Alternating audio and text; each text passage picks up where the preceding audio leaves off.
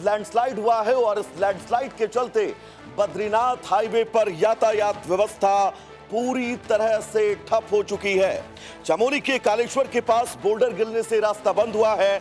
दोनों ओर श्रद्धालु और वाहन फंसे हैं। प्रशासन ने रास्ता खोलने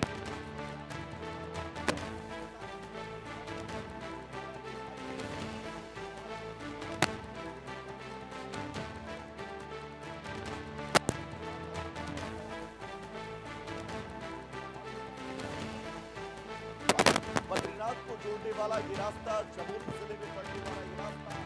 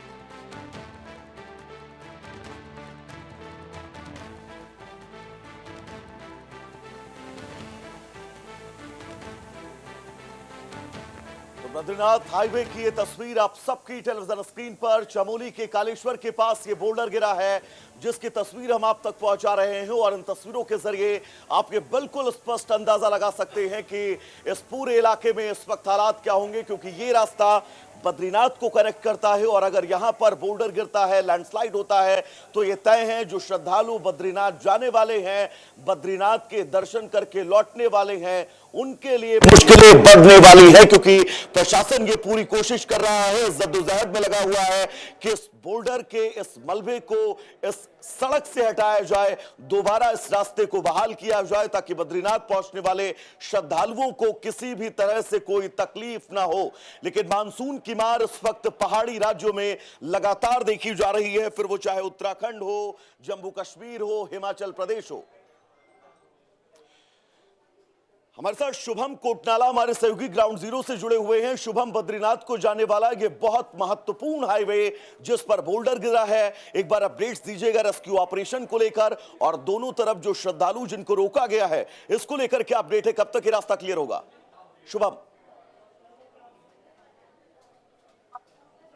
जी बिल्कुल, देखें तो इसकी जानकारी सामने आई थी कि बद्रीनाथ हाईवे के पास जो चमोली में जो पड़ता है वहां पर कालेश्वर के पास बड़े बड़े बोल्डर जो है सड़क की तरफ आए और सड़क पर आने के बाद सड़क मार्ग पूरी तरह से नेशनल हाईवे बाधित हो गया और इससे सबसे बड़ी समस्या ये हो गई जो बद्रीनाथ जाने वाले यात्री हैं वो कहीं ना कहीं वहां पर अब उसके आगे नहीं बढ़ पाए हैं। हालांकि प्रशासन के द्वारा समय रहता है, क्योंकि हर विभाग के द्वारा समन्वय बनाया गया है, तो जो श्रद्धालु हैं जो बद्रीनाथ की ओर जा रहे थे उनको पहले ही होल्डिंग पॉइंट पर रोक दिया गया है। साथ ही साथ जो श्रद्धालु जाने की फिराक में कहीं ना कहीं उनको जगह जगह पर श्रद्धालुओं को रोका गया है। हालांकि फिलहाल जो है अभी इस तरह की जानकारी नहीं आई है कि वहां पर से बोल्डर हटा दिए गए हैं, क्योंकि तस्वीरों में भी हम साफ तौर पर देख सकते हैं कि कितने बड़े बड़े बोल्डर इस वक्त वहां से पहाड़ी से जो है नीचे गिरे हैं। और क्योंकि बारिश का दौर लगातार जारी है, मानसून का दौर लगातार जारी है, तो ये खतरा भी लगातार बना हुआ है। मैं एक सवाल और ऐड करना चाहूंगा, सिर्फ ये हाईवे, क्योंकि पहाड़ों पर अमूमन खासतौर पर उत्तराखंड में ये देखा जाता है मानसून के वक्त जबरदस्त लैंडस्लाइड होता है, खासतौर पर चारधाम यात्रा जाने वाले रास्तों पर। और भी कोई ऐसे रास्ते हैं जहां पर लैंडस्लाइड हुआ हो, रास्ता बंद हो, ब्लॉक हो, रेस्क्यू ऑपरेशन चल रहा हो? शुभम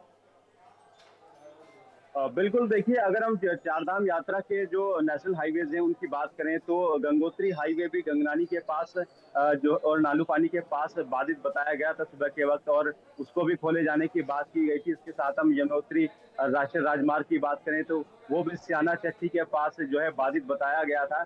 और साथ ही साथ हम इसी बद्रीनाथ हाईवे की बात करें तो बीते दिन बद्रीनाथ हाईवे भी हेलंग के पास बाधित था। हालांकि उसको खोल दिया गया था, लेकिन अब ये कालेश्वर में जो है फिर से एक बार नेशनल हाईवे कहीं ना कहीं बाधित हुआ है। सैकड़ों की संख्या में ग्रामीण सड़कें हैं जो कि बाधित इसमें बताई गई हैं। इसके साथ साथ स्टेट हाईवे भी जो है कई बाधित हुए हैं, क्योंकि लगातार मलबा और पत्थर सड़कों पर आ रहा है, जिसके चलते जो आने जाने वाले वाहन है वो कहीं ना कहीं उनको आवागमन में परेशानी का सामना करना पड़ रहा है। हालांकि प्रशासन की जो जेसीबी मशीन है, जो उपकरण है, पोकलैंड मशीन है, तमाम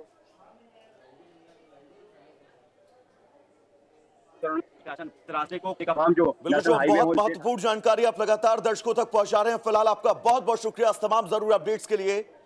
तो ये तस्वीर और इन तस्वीरों के जरिए आप समझ सकते हैं कि इस वक्त हालात क्या है, सिचुएशन कैसी है, परिस्थितियां कैसी हैं इन तमाम पहाड़ी इलाकों में। बद्रीनाथ जाने वाला ये रास्ता, बद्रीनाथ को कनेक्ट करने वाला ये रास्ता, जिस रास्ते पर बोल्डर गिरा है,